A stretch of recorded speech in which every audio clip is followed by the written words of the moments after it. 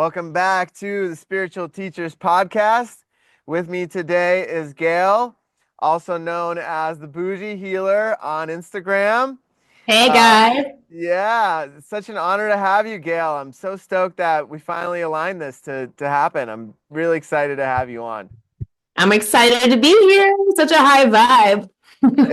It's high vibes all around. So, just to give a little introduction about Gayle, Gayle runs spiritual retreats and tours, and is a permitted guide in Mount Shasta.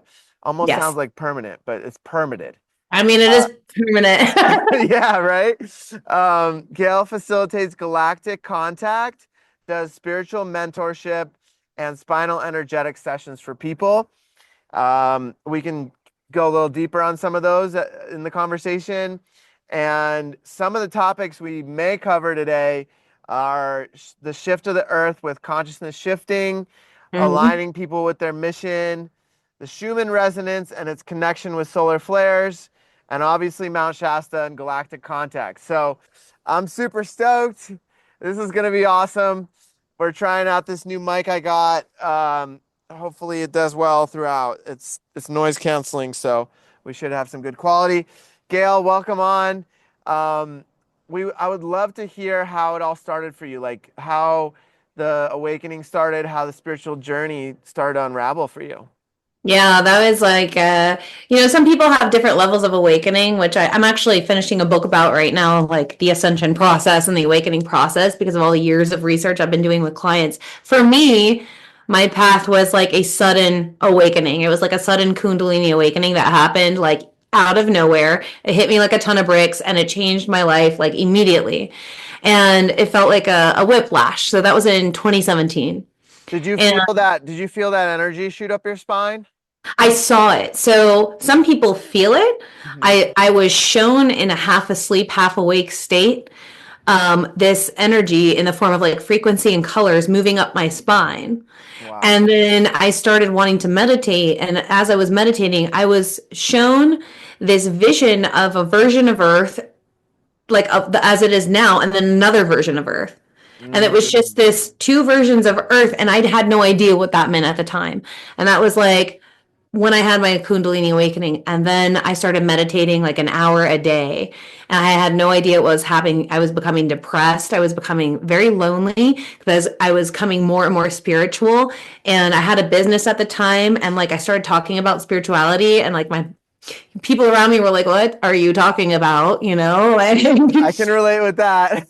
yeah. And I was in a relationship at the time where he was like, "What are you talking about? Can you please stop talking about this all the time? Like, where did my person go?" Right. And it was like nothing was aligned anymore. And I was this crazy person. And I was like, am I actually crazy? Like, is any of this real? What am I imagining? And so you go through that process of like doubting, like, is this real? Am I crazy? Like people are saying I am. And but the thing is, like, that was the most peace and connectedness I had ever felt with myself and God. And I was raised as a very religious Christian, and I'm connected to Jesus, I'm connected to God. And but this was different. This was different for me. This was like, okay, now I feel connected to spirit more than I ever have, but why am I so alone? And why do I feel like killing myself? Why do I feel like going back to where I came from and wanting to die? And so, as I came out and I transcended, I did leave my business. I did try to sit and find myself, and I had to sit with a lot of that. But as I was starting to find out, that this is very real, I am experiencing this. I'm going to accept this is very real for me now, even though everyone around me thinks I'm freaking crazy. Right. Right. Then I was like, okay, well, there's got to be other people out there that are experiencing this. And then I started watching YouTube videos, and I found these amazing teachers on YouTube, like that are doing stuff that like I'm doing now, where you're just coming out and you're talking about all of this. And I can honestly say that those people were lifesavers for me at that time. Hmm. And so I said, okay, all this knowledge that I'm gaining right now, I'm going to go out there to the world and I'm going to talk about this, because there is not enough awareness about what you go through in the awakening process and how dark it is and how lonely it is. Absolutely. So, that was, it hit me like out of nowhere, this crazy Kundalini awakening. And everybody, when you say you had a Kundalini awakening, everybody's like, oh yeah. Right, That's buddy. Yeah, sure. Like if you know, you know, like that shit's intense. Yeah, just to add into that, my experience was actually really similar. Really? I was driving and then it just shot up my spine. I was Oh like my in gosh. I was like I was like in this deep like submission and surrender to creator, and I was praying and I was crying, and I'm like, please just show me the truth, like why is all this happening to me? And then all of a sudden this like it felt like a lightning bolt going but Yeah. backwards, like from up my spine, and I didn't know anything back then and Neither about did any of this I. stuff. But yeah, same thing. Like everything just started opening up. Everything just started aligning. I started finding my teachers. I started finding the videos and everything that was aligned for me to like step onto the path, And it was Yeah. looking back at it, it's so cool how it was just like all there. I just had to become aware of it. And let's acknowledge that like if it wasn't for those people opening up their expression and putting themselves online, that we wouldn't be sitting here today the way that we are. So like I feel like that's such inspiration for what you and I are doing, and for anyone listening to this For that sure. wants to go out and express this. It could be that one person that is feeling like suicidal thoughts, that literally can't take the human experience anymore because no one understands them, that you are going to affect with your frequency and voice. So like gratitude to those people that we found online that were teachers, right? For sure. For sure. Hands down. Hands down. Yeah. I mean, and that's part of the intention of the podcast is to help with the mass awakening, to give this kind of awareness that it's not all rainbows and butterflies. It's not like this for most people, it's not like this beautiful transition. You go into your deep shadows Yeah. and then come out like it's kind of like putting your roots into hell to be able to reach up to heaven, It's like, Oh. you Oh, know, it's I love yeah, that. it's like just having to dive into yourself and look at like what is this? Like Yeah. why is this shadow here? Like what is it trying to teach me? And yeah, I mean it's a whole thing. So It is a that's whole thing. yeah, so that's so amazing. So that all happened and then everything started opening up. It sounds like you left your job. That relationship seemed like it That fizzled out. relationship tried to make it work for years, actually. And it was very difficult because, when you are one person one day and then you awaken to all this stuff, you're a different person. That old version of you dies. And that's hard to accept for a partner who is not ready to accept that. And it's also hard on you because you feel very alone. And like you're like living in two different worlds. And so it's hard for both people on both sides when that happens. And I think that's an experience that also a lot of people go through. Yeah, Yeah, yeah, I can totally relate to that. yeah, Big yeah, time. Big yeah. And time. there's no right or wrong. There just is these relationships that you're in to learn from each other, and you grow and you evolve from it. And then at some point, if it's not resonant anymore, then you have to shift, and you have to really continue to follow your heart and what your body is telling you. Your body's an intelligent like vessel. It will feel good with the right people. So it'll And shift you out of what you need to be shifted from.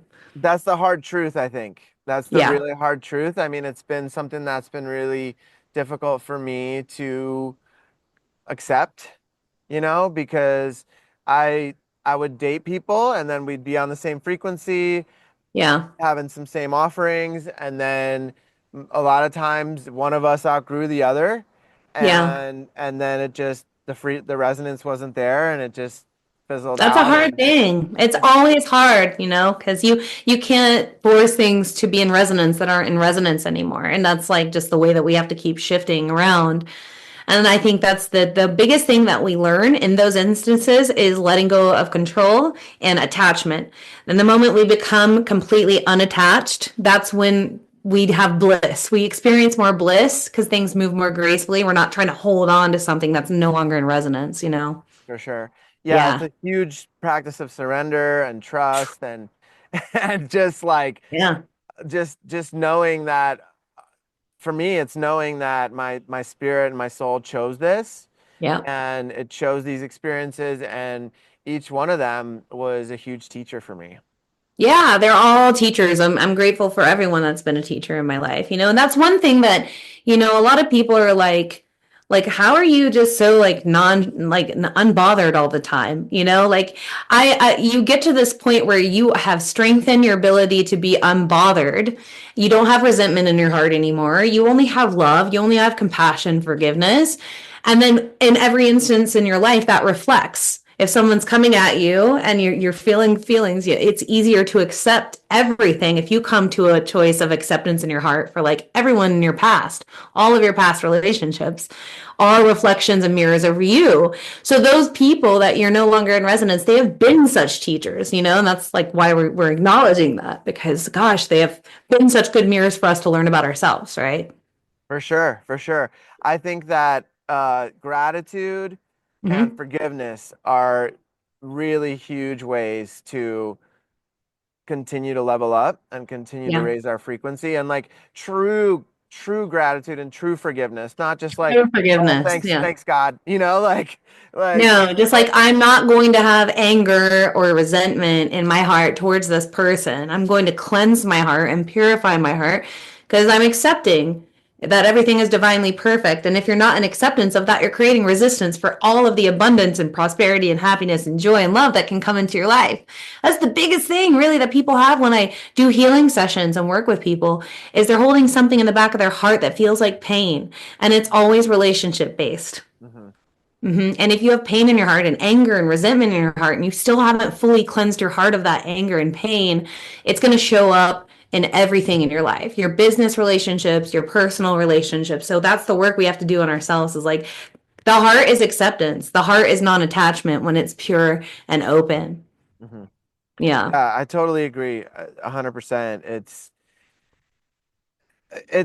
tough sometimes because sometimes people will come to me and I'll ask them like, okay, do you feel like if you're really real with yourself, that you truly forgave this person, like deep, deep, deep down inside? And sometimes they'll say yes, but like I can feel that there's still a little charge, even There's by a the way they say charge. You it. can feel it. It's undeniable. Yeah, and it's like, who are you trying to trick? Like, there's nobody benefiting from you not being real with yourself. It's like, Yeah. just if you're feeling it, if you're feeling even this like 1% of a charge with someone, right? It Like, blocked you. then It yeah, blocked that's you. gonna have a huge impact. It will, and it blocks you in every aspect of your life. So it will block, like when your heart's open, it's the vortex, literally to the higher dimensions, that it's where you can access your higher aspects. So you won't be able to perceive another reality until you're able to access that higher perspective, which you can't do if you're still in pain in your heart, you know? So that charge, it needs to be, harmonized. Yeah, for sure. And I mean, that brings on the question of like, what would you recommend for people? Obviously, besides working with you, like I know for me, Hape has been a really powerful medicine to like Nice. tune into that part of my body, like the back of my heart. Also, Mm-hmm. combo, where it's like working with the emotions and purging all that. Um, Mm-hmm. do you have any, do you have any tools that have worked for you? Absolutely. Spinal energetics actually really opened the back of my heart. Okay. And that's why I became a spinal energetics practitioner because we work on the major spine, the physical spine, and the energetic spines. And there's places in the back of your spine that sometimes people don't realize can be blocked in the meridians of the body, in the energy bodies. And what the spinal energetics does is it connects you to also the layers of the auric field. So you find a point that's blocked on your spine or the energetic spines, and then you find which layer of the body is more charged, and you begin to harmonize the energy, and the energy can move up the spine and down the spine better. So for me, Ah, that kind of energy work, and I'm a Reiki master teacher as well, so Reiki really helps me, but spinal energetics started taking it to the next level where I was the receiver of my first session with it, and it was online, virtual. It wasn't even oh, in person. wow. I was laying there and I was like, yeah, I've seen people in CAP, like Kundalini activation process. They're all like, and I've done that, and it actually is effective. 100%. Okay. I felt the transmission of energy in my spine, and I felt my hands get numb, and I wanted to move my body. It absolutely is effective. And then I tried spinal energetics, same thing, where I was like, okay, these people are moving around. I just want to see what I feel in my body. And I'm laying there, and all of a sudden, my heart, like it felt like it pops open at the back of my spine, and I start crying. I start like wailing, like loud crying. And I'm like, I don't even know where that came from or what it is, but that needed to move from my heart. And Yeah. I felt so much lighter after that session. So, any work on the spine and the Kundalini energy, maybe Kundalini yoga and the Kundalini breath work, I think is so powerful for people to do when it comes to opening up the heart. Because, yeah, we're focused on the heart like this, but there's a back part of the chakra of the heart, and it works with different aspects. And a lot of what I find back there is the pain, the deep seated pain that people haven't cleared yet, the unforgiveness, the unacceptance.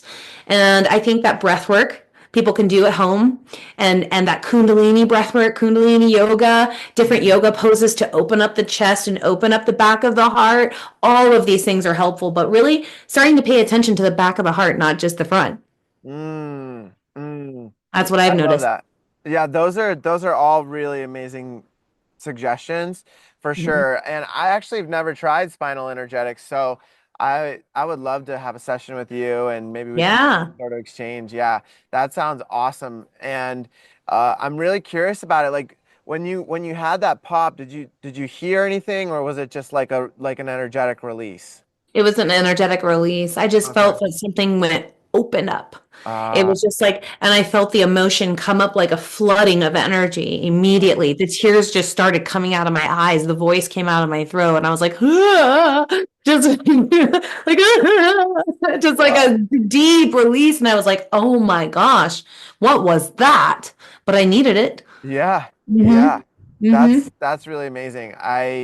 Yeah, I'd love to try that. I think that it's interesting that you talk about like the aura and the different bodies because in Kundalini yoga, we're taught that we have 10 energetic bodies.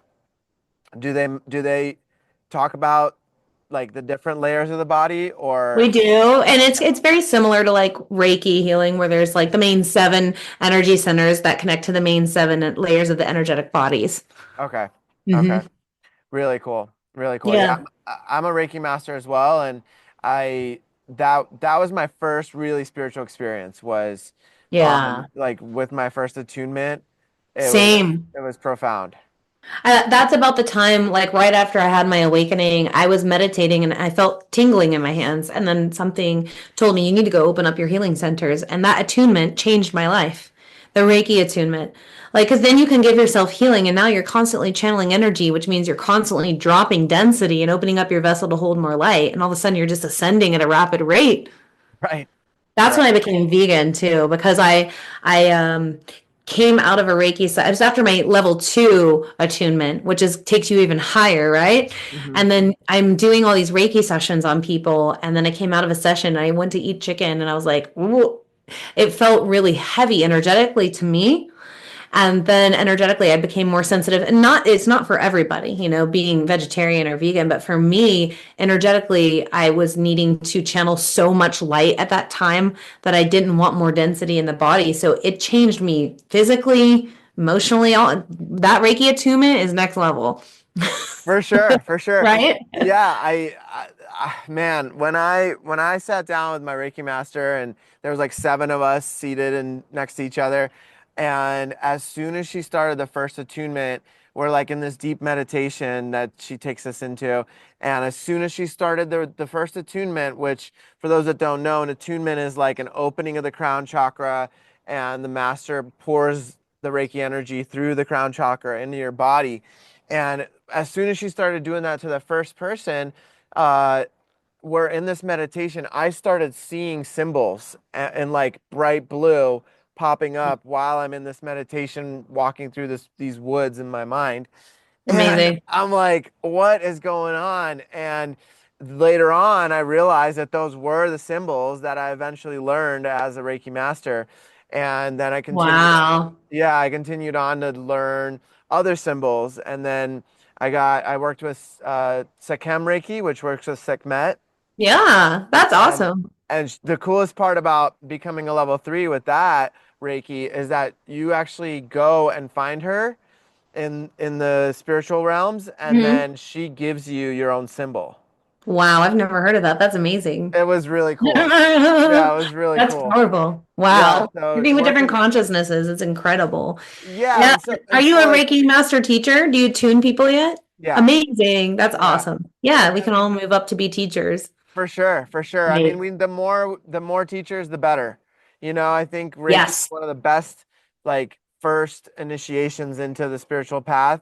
I I couldn't think agree more. if everybody was attuned to Reiki, the world would be so much better. I say that literally all the time. I'm like, if we could just have everyone attuned to level one, this That's world it. would be completely different. Yeah, yeah.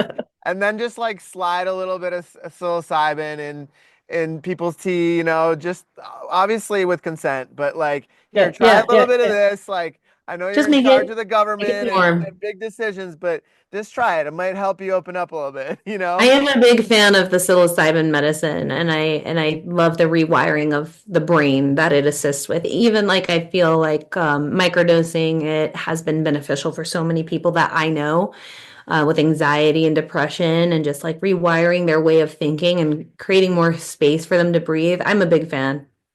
For sure. For Yeah. sure. Yeah, it's a really amazing medicine and it's from the earth. Hmm. It's like it's for me, I like to keep it as natural as possible, as much as Yeah. possible. Same. So I had a question for you. So for those people that are new to maybe first time hearing about Reiki, first time hearing about spinal energetics, Mhm. and hearing about how you weren't even in person with for this treatment, can you share a little bit about from your experience how that's worked, where you don't actually have to be physically there with the person? Like what's going on there?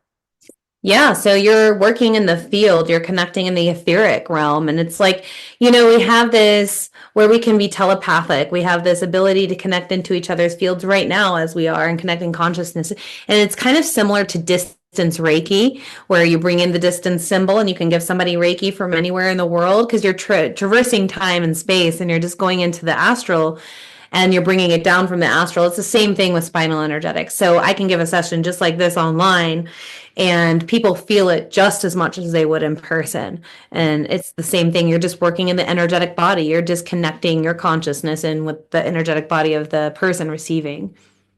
Yeah, and do you think that there's a belief that somebody has to have in order to receive that, or do you think it doesn't matter? I think that there's a combination of needing the belief, yes, number one, because if you have the belief, you are open to receiving it. Hmm. If you don't believe it, you're not really open to receiving it.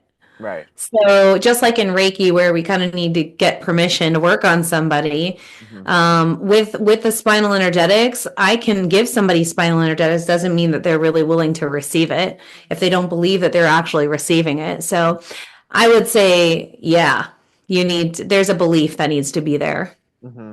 Hmm. Yeah, and there have been times that I think that it does work even without belief, because I've I remember when I was training for level two Reiki, I would be looking at a photo of someone that I didn't know from somebody else in the class, and then the teacher was like, "Okay, just tune into them.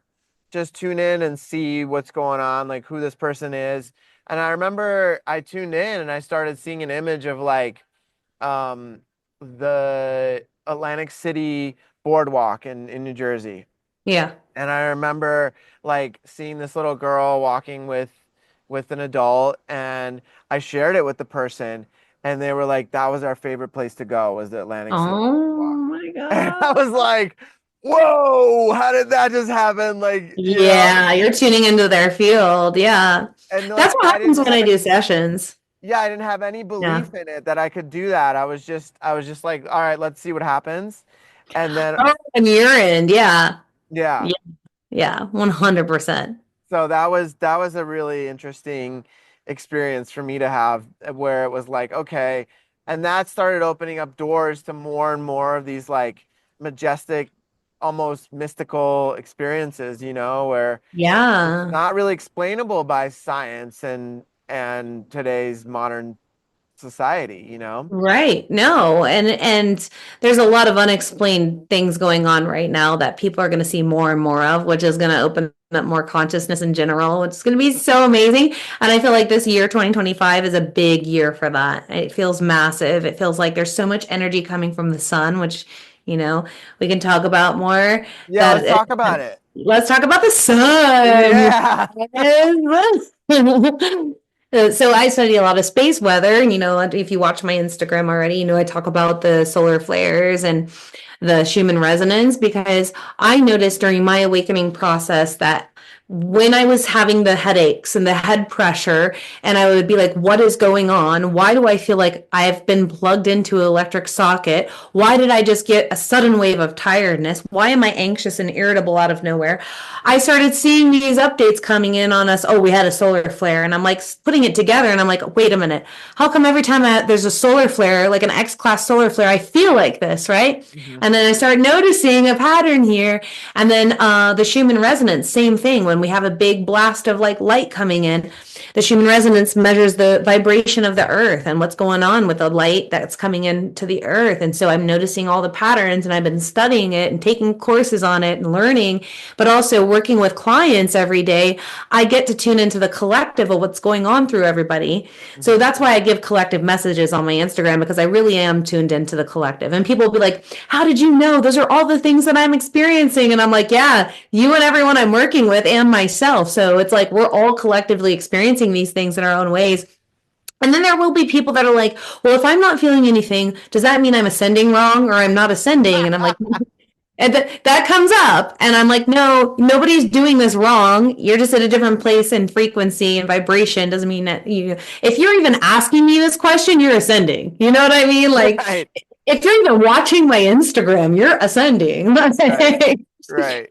And people will doubt, like, hey, I don't think I'm ascending anymore because I'm not seeing things and I'm not hearing things. Like, brother, sister, if you're having this conversation, you're ascending. Like, you're conscious enough to have this conversation, you're ascending in this lifetime because this is what's happening with the earth right now. So every, about 250,000 years, we have this big solar event. Mhm. And some people like to talk about the solar flash or the great solar flash, where we're going to have a bunch of light just flood the planet, and all of a sudden consciousness is lifted up, and we have like dissolving of the old earth and consciousness splitting. We have all these different perceptions of what will happen when we have a big consciousness shift, but we're on the way there. And what I've been shown personally in my own transmission from Divine Mother is we are being given this light in doses, and it's coming through our sun, and it's showing up on the Schumann resonance, Mhm. and the energy that's coming in is giving us little doses and preparing us more in our vessels to hold more sun, to hold more light. And what this light does is it comes in and it activates our dormant DNA, and it starts reconnecting our dormant strands to the correct portals, our 12 strand DNA. And then we start to activate our light bodies. And when our light body's been activated, we go through these different stages of light body activation. And as we go through these stages of light body activation, we start to crystallize our light body. We go from carbon based light body to crystalline. Now we can hold more light. Now we can hold more higher frequency. And we're going to see other people experiencing this energy differently. And that's why we can't get flooded with a bunch of light too much at once, because our bodies cannot handle it and our mental state can't handle it. We'll go absolutely insane. Yeah, the Right. nervous system has to be primed and Yes. it takes time. Yes. And like practices like Kundalini yoga, which we mentioned earlier, are Mhm. really effective for that. And, Yes. you know, it's really interesting though, like the question of like, am I ascending right or am I ascending at all? I've found that like the last year of my life, um, I felt like this is just a feeling that I'm experiencing right now, but it felt like my spiritual journey was plateauing. Like my spiritual um, development, like kind of hit and has Hmm. been like steady, right? And so I've been really curious about it. I haven't been judging it, just kind of wondering what's going on. And I realized that what my intention and what my focus has been to align my financial income and have that steady stream of finances really stable. And Yeah. so, like for 2 years, I didn't really work, and I was like basically kind of lived like a monk, where I meditated a lot and Yeah. lived on the ocean like a block away. So I spent a lot of time in nature and really was vibing up. And so then it felt like those financial aspects weren't caught up to that. And so this past year, it's been like catching up those other aspects of self that needed to also be locked in so that I could keep going Yeah. onward and forward. I want to talk about that and thank you for sharing that because that's what I work with now is like, okay, how do we integrate this now into the human experience? Because what happens a lot is like we go through this whole spiritual journey, we get super in our upper chakras and we're meditating and we're monking and we're like, we're doing the thing, and like all of a sudden we're like, oh crap, like I've got to go to the DMV and I've got to pay my registration and then Right. like do these human responsibilities and we're like, the 3D stuff. Hmm. But then there's a way to start integrating and shift our perception of this being 3D and that being 5D, but I'll bring it together and merge it into like this whole thing is spiritual. Right. It's all spiritual Hmm. and starting to love money Hmm. again because in the spiritual community because I do workshops on money and I do workshops on like getting into your mission and making money doing it Hmm. because I've been able to align with those codes very well. Hmm. And it took a lot of work and it wasn't the physical work at all. It was my mental programming work that I needed to break through. Big time. Because there's a lot of hate around money in the spiritual community of like, I hate money. I don't like money. Money is evil. I don't need money. But I'm like, okay, well, if you have that relationship and that feeling towards money, money's going to reflect it back to you. It's a So, subconscious program that's so yeah, deep in it is. almost everyone, like in It is. so many people. It's It's so deep. Yeah, I mean, think about how many generations before us had so much trouble with money, with like, I mean, it was totally different back then, but Right. it was also like still a thing for thousands of years. Money's been around since 500 BC. Right. So it's Right. And like, then we have this like program process around it when it's actually just pure consciousness. It's mhm, an energy, it's a frequency. And we have all this weird programming around it that we have to work on. Okay, there is so much money available to us. There is so much money. it's But literally infinite. it's infinite, just like energy is infinite, right? But we have to open up our perception to perceive that. And also, there's a lot of unworthiness that comes up in Big that time. lack mentality of like, I'm not worthy of having that much money. I'm not worthy of feeling that much success. And that sits really deep under guilt, under shame, whatever needs to be worked through. And coming to the place of, I deserve this. I deserve and I'm worthy and I'm a powerful creator and I can co-create this with the universe and I believe in myself enough to do it now. There's a lot beneath that. For sure. Yeah, and I wanted to add a piece on there where for me it was really tied into finding my cosmic mission and Yeah, figuring out like what I'm really here to do and like what am right. I really excited about like to help others, to be of service, you know? And It. what's that? That's it. Getting into Yeah. a getting into alignment attracts all the prosperity and abundance. Yeah, because if I was when I was 18, I would have spent all like if I got a lot of money, I would have spent it on a Lamborghini.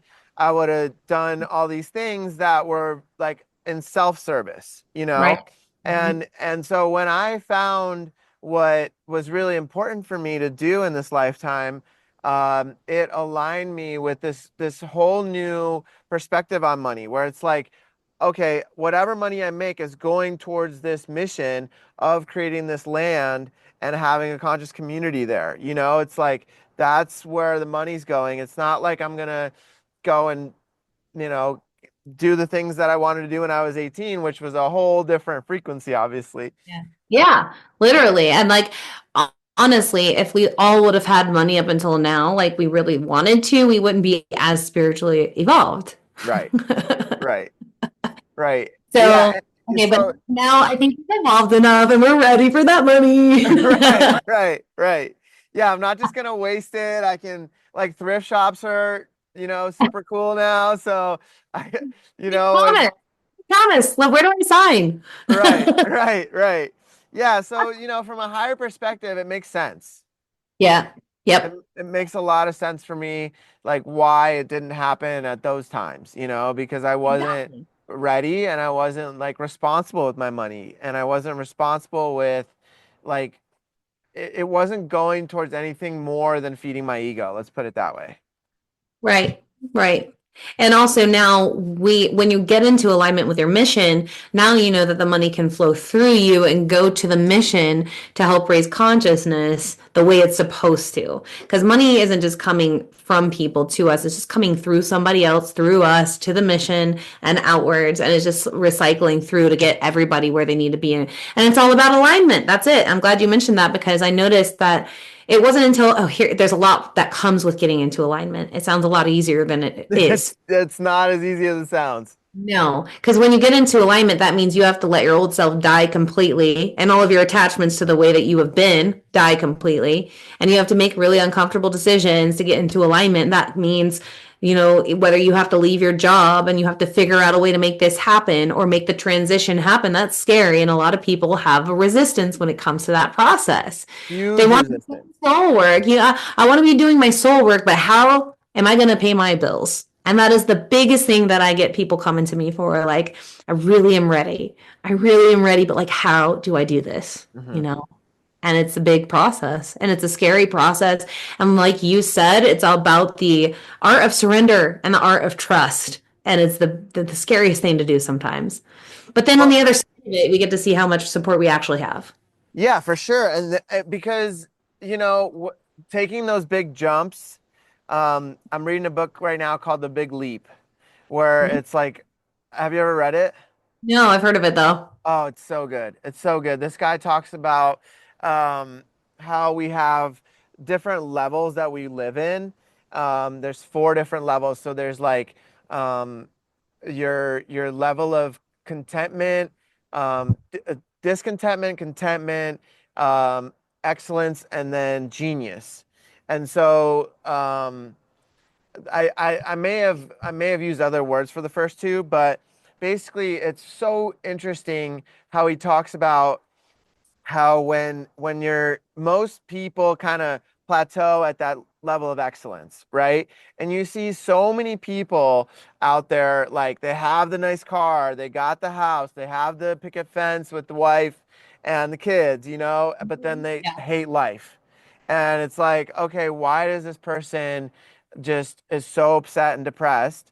And it's a part of it could be because they're not living in their genius, which is like what they're really kind of like what I just talked about, right? Like purpose, Right. mission, like what are they really here to do? And that like pursuit of true joy and upliftment of like what's excitable, like what's the most excitable aspect for me today? Like what am I most excited That's to do? sets you on fire? What is that thing? Because here's the thing, somebody, will tell me, like, I don't even know what that is. Well, I don't even know what I'm supposed to be doing. And that's the first question I say is like, what lights you on fire? What makes you feel good? Painting?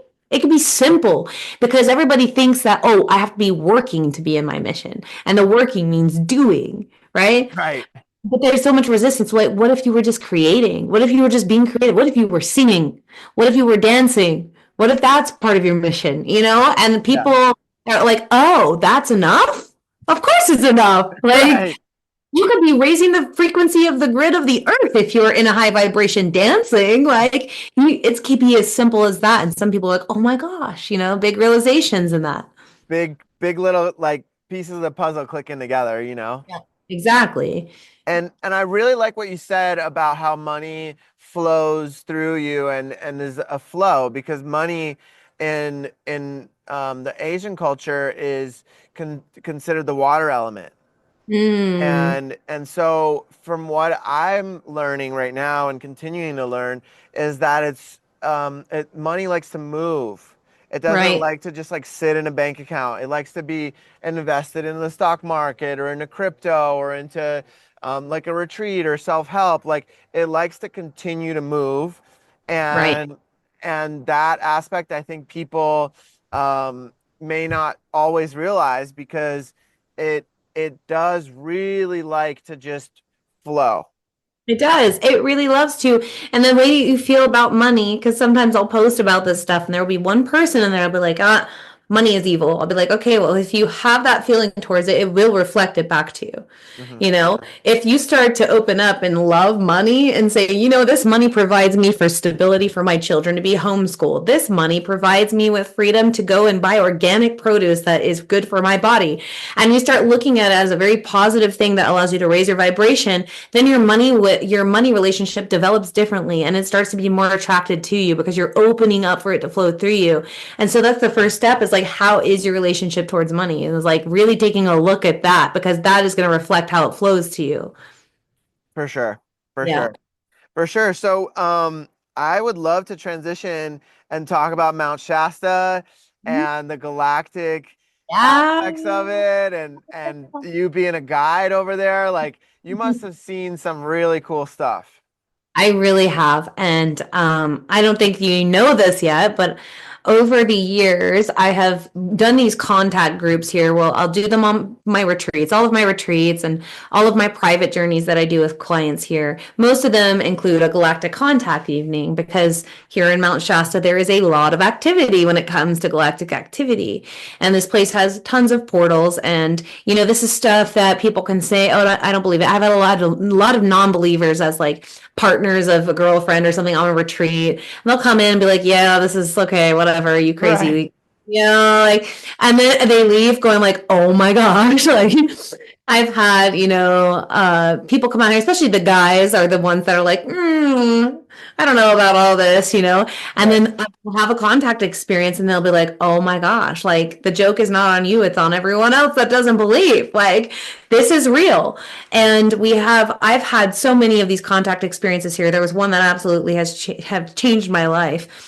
I was on the mountain and I was just doing I was trying to drop in and send a signal up. And then all of a sudden I look up and I was with a group of friends and there was this big, what looked like a star. It just started moving down towards us and it started to expand and it came so close to us and we felt the vibration of it. Somebody in the group got really scared and it went, Oh, wow. but the way it felt, the way we connected with it, I was like, oh, okay, this is really happening. And the more and more I expanded my own consciousness, the more I could see, the unveiling of the ship. So I was actually with groups, and the vibration of the group does matter. I've noticed that the people in the group, their belief systems, that does matter. And the more they believe, the more that they're open, the more that there's no fear, the more contact experiences you can have. So it's really about being in the heart. So I learned all of this stuff throughout the years and having these experiences with people. And over that time, I developed a method called the Mothership Method.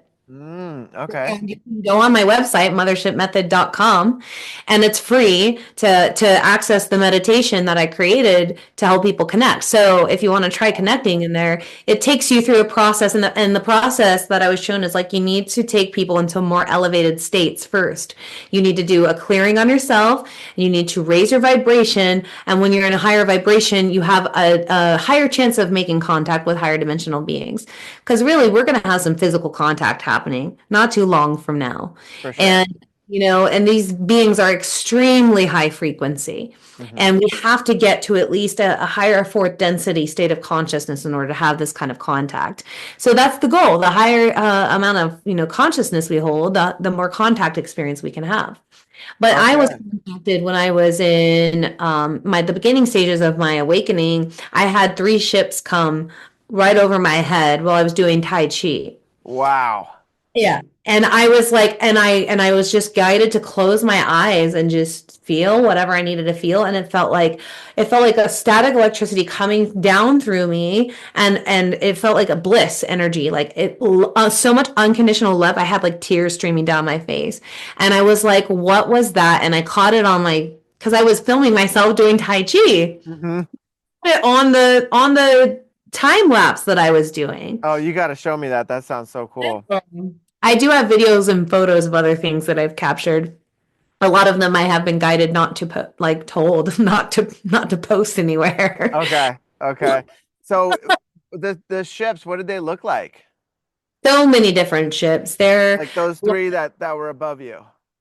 Those one were triangular ships. Okay. I've seen all kinds of different. I've had a client here not too long ago. I have my private property in Mount Shasta that I bring private clients, and it's very active. And my last client saw this, and I saw it like last bit of it, but it was an etheric ship. It was like see through, but like rainbow and like a big saucer kind of. And so that one was kind of like etheric, but you could still see the outline of it. So there's so many different shapes and forms that we see out here of the ships. We also see beings. I've been in connection with Saint Germain in the physical on the mountain in front of a group of people. Okay, I was gonna ask you about that. So he's actually appeared in the physical in front of you? Yes, and I have like a video of him sitting with our group, and Wow. I took a little screenshot of that video, and it's it was pretty wild because he came and talked to me about sound. And, it was like, oh, who is this being, that just sat with us and started meditating and then comes up to me and starts talking about sound. And when he walked away, my friend goes, is that Saint Germain? And I was like, oh. I look back and he smiles and walks away. And from that point on, for the next 3 days, my brain felt like mush. Like I was glitching out. I was like, no way did that actually happen. No way was that really Saint Germain. But I got the download after that happened and I integrated all that information that they're no different than us. They are just ascended versions of us that are giving us this, have been giving us this information to help us get to become a master ourselves and that state of consciousness. And different masters will come to different people because you're probably part of their lineage or you have a connection to that master, that you might be connected with more. Like some people connect with Jesus, Yeshua, Buddha, whatever the ascended master is you connect with. But that's one that I really have always felt connected with. And then boom, he's just talking to me on the mountain. Yeah, so I've had so Saint Germain, for those that don't know, is a saint that actually ascended with his body. So he left this planet and like there was no like his body went with him. And there's a rock, um, a group, an outcropping of rocks on Mount Shasta that has been told that that's where it happened. That's where he ascended, right? There's a lot of stories about Ascension Rock. Yeah. Yeah. Yeah. So what's really interesting is one of my buddies, when I was out there, he said, I went a little bit deeper into the woods Mhm. and he said, I found this rock that I believe is the actual Ascension Rock, and that the rock that they show, which is like next to a parking lot, isn't that The real rock actual is one. not And it's damaged. kind of like a distraction from the real one. And I- do you know That's which one where I'm talking about? I resonate with that one. Do you know which one I'm I talking know about? exactly where it is. Yeah. Okay. And so I've gone there and I've had some really, like, there's this amazing view if you climb up to the top of it of the actual Mount Shasta mountain. And I mean, you're on the mountain, but you see the snowy cliffs and everything. And Yeah. and so that spot, I've had some really profound experiences. I've left crystals there that when I came back, they were gone, like in like the tiniest little nooks and crannies. That's a very special spot. Yeah. I take people there too, and that's a real vortex. Like that's a very sacred spot, and I'm glad you Yeah. know about it. Yeah. Yeah, that's been one of my favorite spots to revisit. I've been there twice now, and it's really cool. The view from up there kind of looks like what's behind you for the people that are watching, like those mountains up top. It looks Yeah. like that. So, It's beautiful. yeah, it's really a special place. So, Yes. okay, so what about Bigfoot? Bigfoot, I have no connection to Bigfoot here. The Sasquatch I do. Okay, Uh, what's the difference? different consciousness, Oh, different things. Yeah, Sasquatch. okay, Um, I have heard a lot of Sasquatch like here where they make noises like clicking noises around you when okay. and there is a Sasquatch song that the natives have taught people here that we sing. Oh, So yeah, it's there's a big Sasquatch energy here. big time. There's a lot of elementals, like a lot of fairies that people will see, and like portals and vortex energy is really strong here. It's such a mystical place. It really is. And the Super coolest mystical. If you're tuned in and you feel called to the mountain, it's for a reason, and most of the time it's for a recharging of your light body.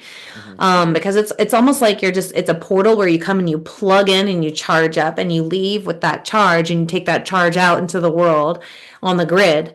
And that's why really tune in to it being a very grounding place Hmm.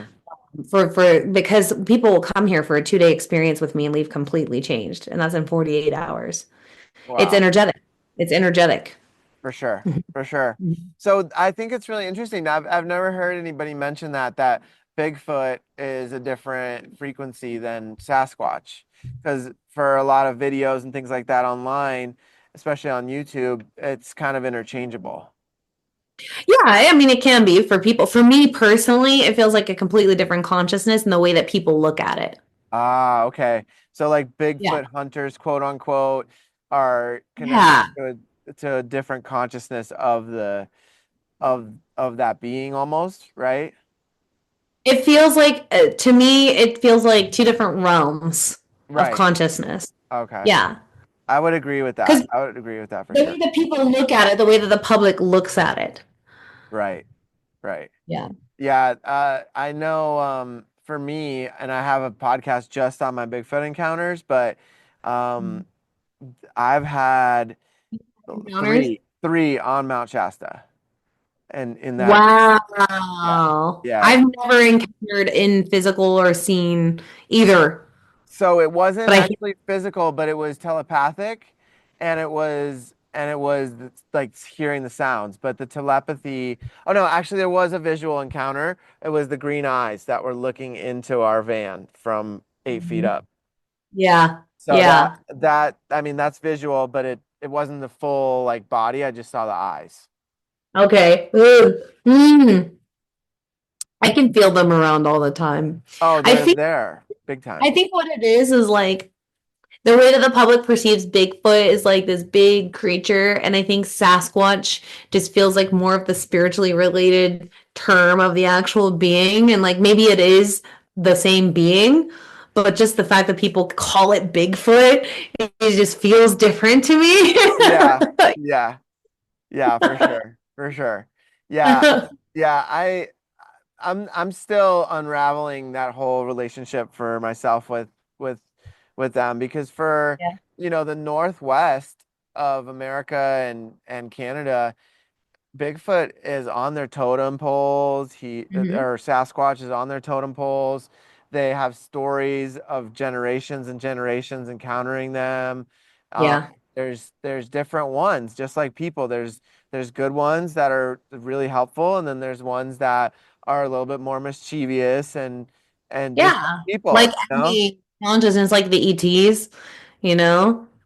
There's Yeah, different levels of this, different levels of elementals. Yeah, there's different levels of everything. for sure, for sure. Mhm. Yeah, so so what besides the encounter during Tai Chi, what have been some of your personal other experiences that have been like really far out? Like, have you seen the little people there? I personally have not seen the little people. A lot of what I've seen is like the ET stuff. I'm very galactically connected myself. Big time. And I was shown actually I was offered to open a wellness center overseas, and I chose to come here instead because I was guided here for contact Hmm. purposes. Nice. And what's going to happen with guiding people into that. But I've had so many contact experiences now with like beings, and like not physical contact, but where there will be a light being in front of me and there will be a ship right ahead or like a ship right over me, like hovering. And Wow. it's a lot of ships, a Hmm. lot of starships, a lot of UFO stuff for me personally. And then like with one group, it was pretty crazy.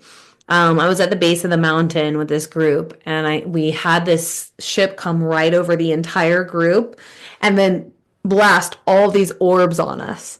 And everybody was like, "Love you." They were feeling love and like bliss, and it was so beautiful. We got it on film, and Wow. that was okay. I will tell you the coolest experience I've had with a group is on the 888 portal last year. Woo! And That's a huge portal. Oh my God. I can't wait for the next one here in Mount Shasta. I'm going to have a retreat on 8/8 again at this place. The biggest medicine wheel in the world, the mandala at the base of the mountain. Oh, I And think I know the person that has the land for that. okay, yeah. Yeah. So Cool. that's where I'm doing my retreat again. But that is where we were, and we I did a whole contact thing on the mandala. And that day we saw it was broad daylight. We saw Uh-huh. a fleet of ships just flying over our head, and everybody was cheering like, it's happening. It was like that. Wow. And then another fleet of ships, and it was like broad daylight, just ship, ship, ship, ship, ship.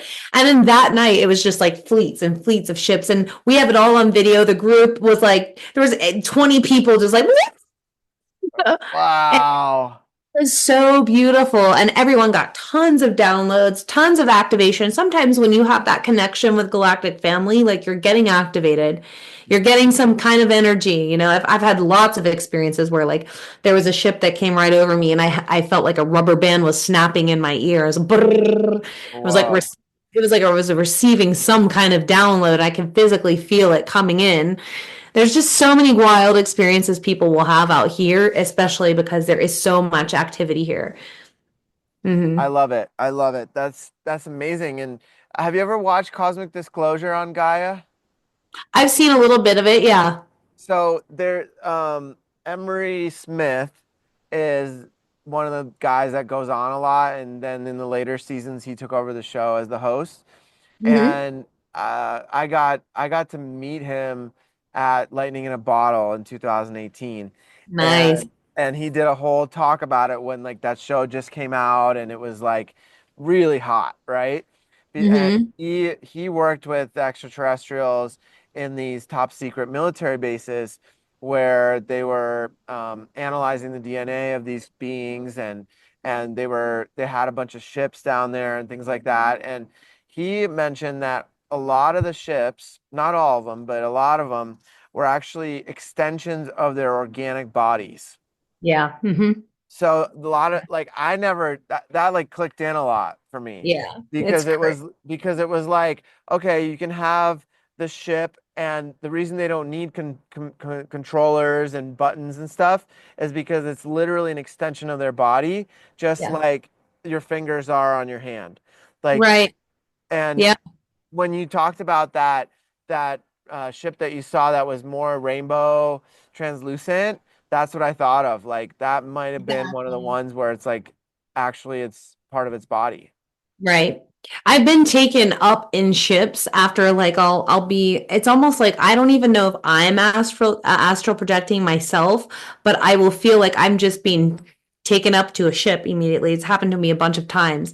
And I'm in the ship, and like one time I was just shot out of my body, and I'm at the top of the mountain on Wow. Mount Shasta. This was like a few months ago. Uh-huh. And I'm standing up there, and there's a bunch of us up there. And Yeah. I'm like, okay, there's an arrival happening of something. We're there for a meeting. Right. And all of a sudden, there's like what looks like a big cloud ship, like a big like a mothership kind of cloud looking thing. And Hmm. then it transforms into an actual Pleiadian mothership.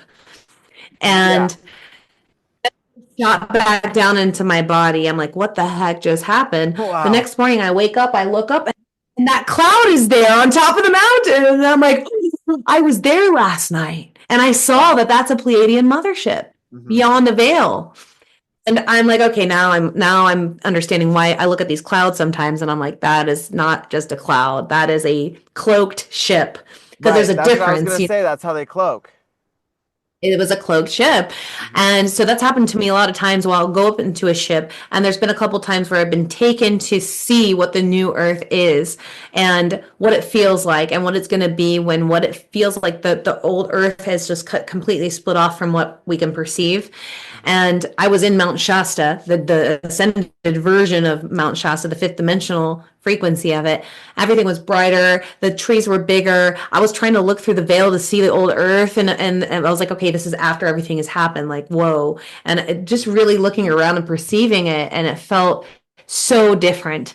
and then shot back into my body. So it's like I get taken on these ships and get taken to see things, and then I come back and then I talk about it and teach it, and everyone's like, "Oh yeah, that resonates," and I'm like, "Yeah, because you guys have already been there. You know this is going to happen." Wow, I love Yeah. that.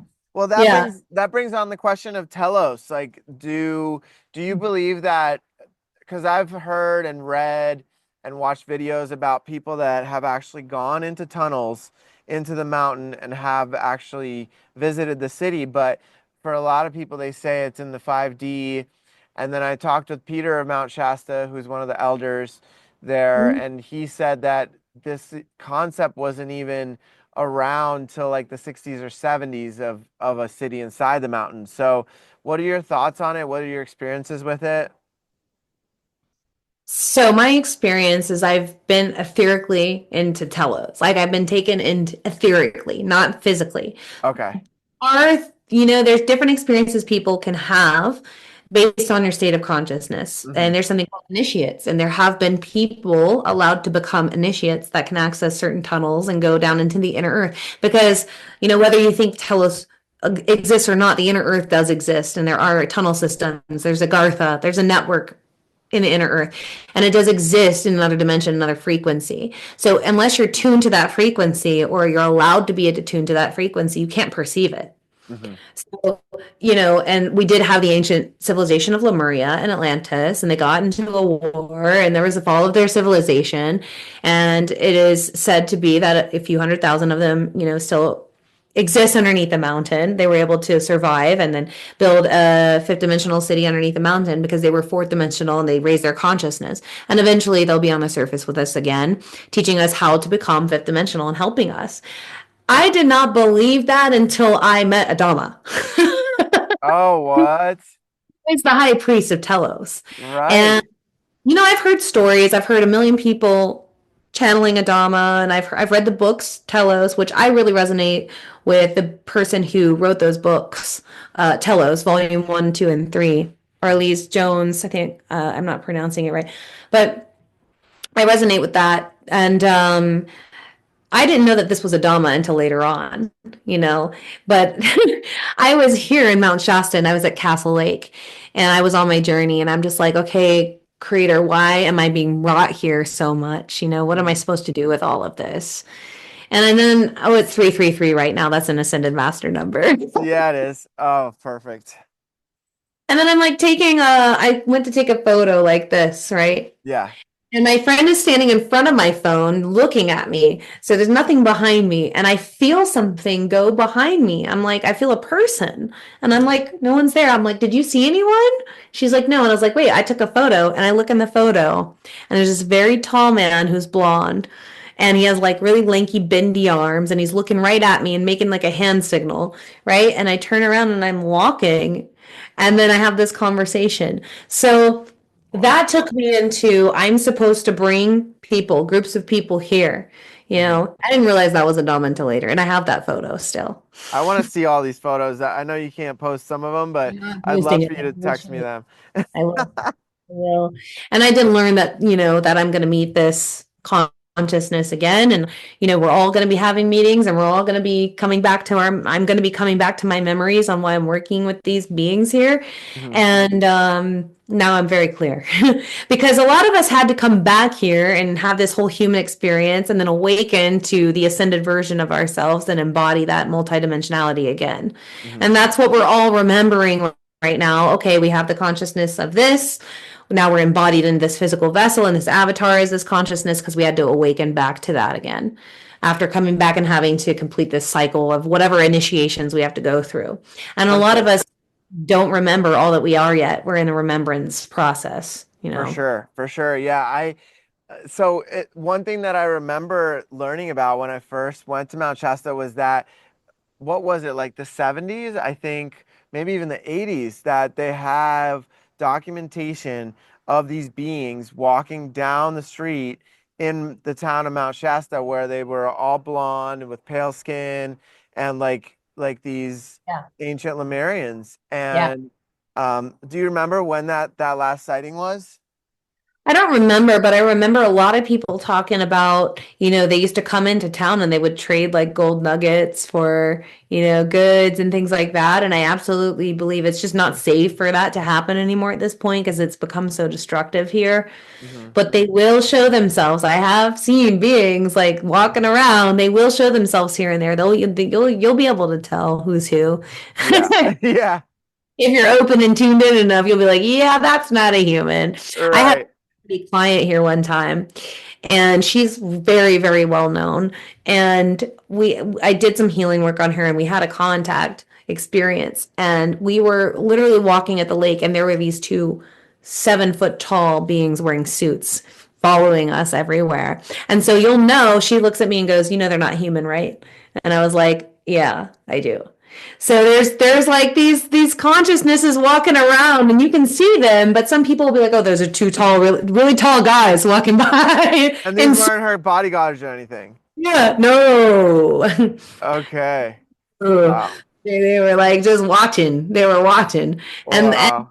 you can tell who's who if you're tuned in, for Oh, sure. for sure. For sure. People just be like, oh, it's just like they don't even notice. Yeah, that's so interesting. I mean, Mount Shasta is such a divine portal, like you said. It's just so magical. It is. And for anybody that hasn't visited, it's profound. And the most powerful day to visit is on 8/8, August 8th, Um, and of I'm doing every my year. the mandala on those dates, so Yeah. Yeah, come. it's a really, yeah. I mean, we'll for sure add all your links to your websites and all your courses and everything. And yeah, it'll Yeah. be, I mean, yeah, it's such a portal. How many people are you opening it up to? I'm just opening it up. I'm capping it at 20 people. Okay, that's Yeah. perfect. So it'll be a nice Yeah. small group. Yeah. That's Yeah. perfect. It was a lot of energy last year. So yeah, we're keeping it that amount. Nice. Yeah. It's a Nice. big energy. I mean, I do group spinal energetic sessions and they get really they're big energy. And then we do lots of meditations. We go to all the portals and the vortexes and we do lots of amazing, incredible workshops. So it gets everybody's vessel really opened up. And like that way you can channel the energy of the mountain. And it's such a powerful teacher. Like, here's the thing that I tell people about Mount Shasta. She's a teacher. She's going to teach you exactly what you want to know or you need, not what you want, right? Hmm. So people come here and they'll leave and I'll be like, I'll give them a little disclaimer that like, okay, you're not going to go back to the same life. You're not the same frequency. So that's going to reflect. And I call it the spin cycle. So you just went up in frequency while you were here. So you're going to go back to your life, and everything that's dense in your life is going to spin out. That's not supposed to be in your life anymore. And so people go back, they're like, what the heck is happening? They feel amazing here. And they're like, oh my God, I know. I told you you're shifted. Yeah, it's a whole thing. Yeah. It's It's you need, medicine. and you need everybody, like, I highly recommend like leaving at least a couple of days for integration after visiting Mount Shasta, Oh, because yeah. like some sort of nature wherever you live when you go back home, or like grounding, a lot of It's a meditation, shot. water, like it's a huge, like, it's important to integrate everything. It is, and it's such a process of integration. That's Yeah. why before I moved here, I was coming here for years, like back and forth, reintegrating, reintegrating. I needed to go through breaking through all my limitations before I was able to really live in this energy. Because when you live here all full time, it's intense. Like it brings up all your stuff, Oh yeah, and like it takes some special beings to live here and hold that high energy. So yeah, that was definitely an initiation for me. But when you come here, you get the dose, you get the medicine, you take it back, you integrate it, and you shift. for sure, for Yeah. sure. Yeah, and that part for people, for me, I'll just speak about myself, like letting go of a lot of those old friendships, old relationships, older jobs, like things that were no longer aligned, was sometimes of a struggle. Right. And Right. and then the more I just realized, like, okay, I'm just gonna trust and let it be what it is, things just started naturally falling away. Like I didn't have to do anything. Right. Like I just like my That's friends in it. college that I would drink with, like just just like, I got a new number, phone numbers like got lost, like things just slowly Yeah. fizzled out like that.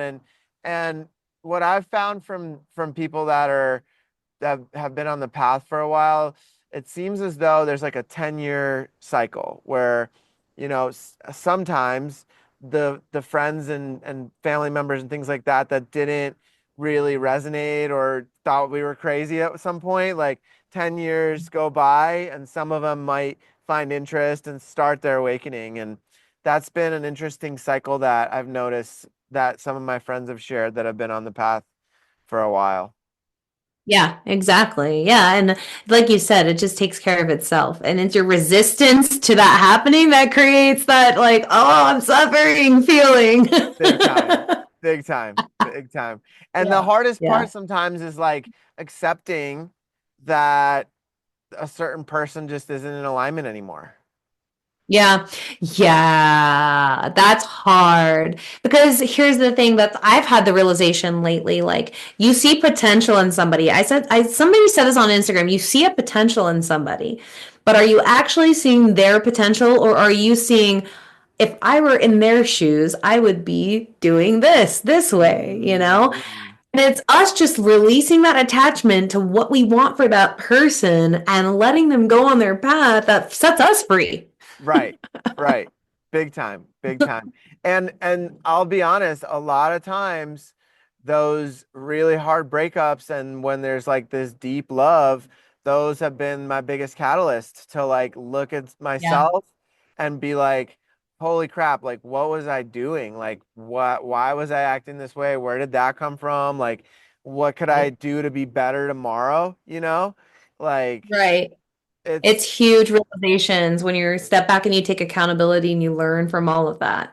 yeah, yeah, big Yeah. time. And the heartbreak and yeah, that deep like splitting when there's a strong bond has been one of my biggest catalysts where it's like once there is like a reconnection with self for me, then I just rocket ship to a That's different it. place. Liberate yourself from that suffering and you have the realizations, okay, this served a purpose and I'm grateful for that purpose and this is what I learned. Integrate, integrate, integrate. For sure, for sure, for sure. Yeah, and I've asked other guests before, and for everybody, integration is so different. So, what are some of the things that you like to do for integration? Oh, yeah. Integration is something that I really have to carve out time for myself because I tend to go like an energizer bunny, doing, doing, doing. And integration for me is nature. Integration for me is just going and sitting by my tree Hmm. and go into the water and just praying with the land, and that to me is the best integration. And I recommend it to everybody, because everyone's like, what do I do, what do I do? Well, maybe you don't need to do, maybe you just need to go outside and just be. Yeah, To me, that is my deep, deep state of rest and receiving, is let the nature medicine, let the mother hold you, because you're always holding everything else on yourself. Like just let Mama Earth hold you hmm and give you what you need for that medicine. We have so much medicine available to us with the mother. Just be with the mother. That's my medicine. That's my integration. for sure, for Hmm. sure. Yeah. And Mhm. do you have any practices or anything that you do while you're in nature? I do. Yeah, I do breath work when I'm in nature and I just breathe and I connect with all the nature around me. I do meditation. I just sit and I simply meditate. Hmm. I simply turn my brain off and I just open up my vessel and I let the light come in and I ground it down into the earth. I do a pillar activation in nature where I'll just open my pillar of light, connected to the heavens, go down through me and connect it into the earth. And this is something the Pleiadians, where that's my origin is from the Pleiades, have Yeah. taught me that, to anchor in our pillar of light. Like, don't forget, you have this beautiful pillar of light that connects the heaven to the earth, and that's through you. And the more you anchor in your pillar of light, the more you anchor in heaven to your life. And so we can be the pure representation of heaven on earth by living it through us. So I think meditation and anchoring in my pillar of light has been really big for me because it brings you back to the heart. It brings you back into the heart's consciousness. Hmm. Yeah, that's a Mhm. really powerful technique, and um, I find for myself that when I create that pillar, it's also really nice if I'm like working with Hape or if I'm clearing energy for myself. I just send any energy that's no longer serving me that I may have picked up from others right into that pillar, and I ask Creator to alchemize it, and Yeah. just take it up to wherever it needs to go to be alchemized and sent back to the light. So, Yep, work, exactly. yeah, working with that pillar is powerful. Yeah. The biggest frequency I work with in general, though, is the violet flame. And I know Oh that, if yeah. you know the seventh sacred flame of creation, and this violet flame is what I do. I use it in all of my healing sessions. I use it in my daily life, and I teach about it daily to people. I bring it in every single meditation that I do. It's such a powerful flame to work with, and it helps you alchemize things and harmonize and balance things. It can help you physically, mentally, emotionally, spiritually. So you can just call upon the violet flame to just blaze through you and dissolve any density and alchemize anything that's out of balance. Go move it through your energy field, bring it into your room to dissolve anything that's out of harmony and bring it into your life, your workspace. You can just bring the violet flame into your life. That's my favorite frequency to work with. I do it every night, and I say, I am a being of violet fire. I am the purity God desires. And then I imagine the flame surrounding me. And then Yeah. I do it 12 times, and then on the 12th time, I like bring it into my heart, and then I surround myself with the violet flame. And it yeah, it's so powerful. It's a very powerful way to protect your aura and your body, but it seems as though I need to reactivate it every 24 hours, at least for me. Yeah, and it's like just a reminder that it's there, just a reminder that it exists and you're just calling upon it, and nobody needs to go read a book about it to understand it. You can simply call upon the violet flame. It's that simple. But just remembering to do it and to work with that frequency consciously is so freaking powerful. It can change your life. Big time, big time. Yeah. And then like staying consistent with it, just making it part of your life, just like brushing your teeth. Just I mean that goes for anything, meditation, yoga, like I remember Yeah. when I started doing yoga, I was like, "Oh yeah, I'll check out this studio, this type of yoga on Monday, and then I'll take a break for a week." And then I remember one of my buddies was like, "Bro, that's not how yoga works. You have to do it every day. It's like it's a lifestyle, Yeah. And Yeah. and I was like, oh, okay. And that like shifted something in me.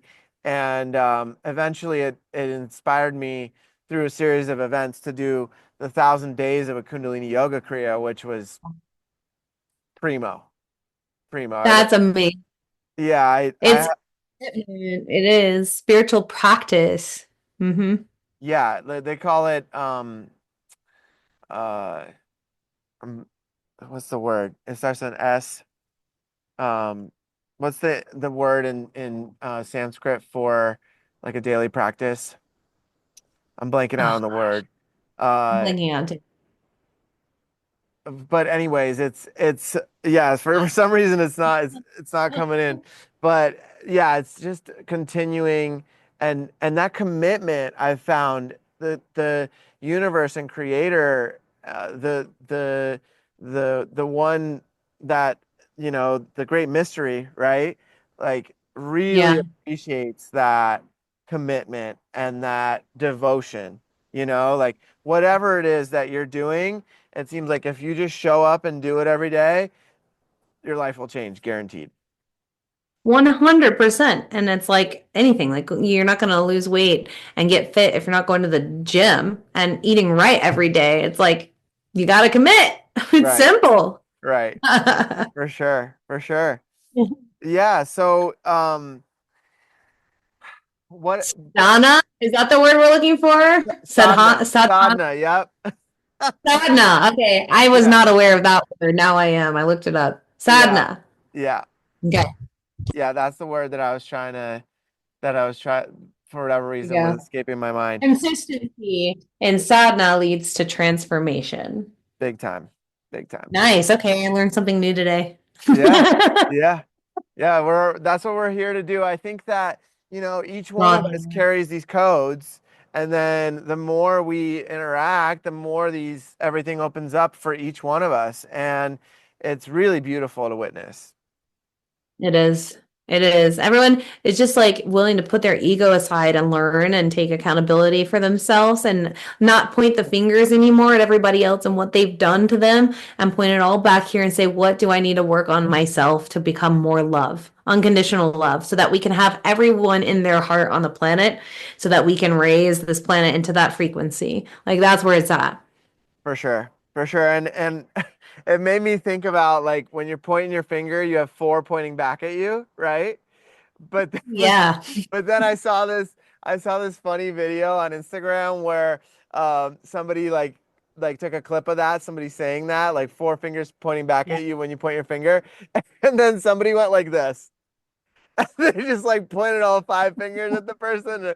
It just cracked me up. I was like, that's hilarious. That's like comedy is so important in this life, you know? Medicine. Laughter medicine is the best. The best. The best. And for anybody that hasn't tried laughter yoga, it's a thing. And like you can like Mhm. pretend to laugh at first, but then it actually turns into real laughing. And have you ever tried it?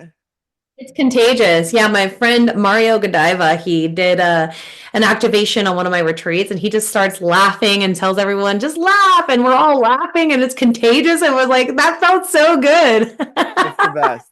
It's the best. Yeah. Yeah, well, it's been such an honor to have you on here, Gail. You're always welcome back on at any time. We'd love to have you on again. And I feel like we have so much more we could talk about, but we're right there on time. So um, I really appreciate you coming on. It's been such an honor to talk with you. And it's really awesome to hear all the amazing offerings you're doing and sharing with the world. So thank you for all the ways that you're helping humanity. And thank you for everything you're doing to get more of this information out there. And thank you for everyone who's tuning in and holding down the light on the grid. We're doing this together. So thank you, everyone. And thank you for having me. I'm honored. Of course. Until next time, take care.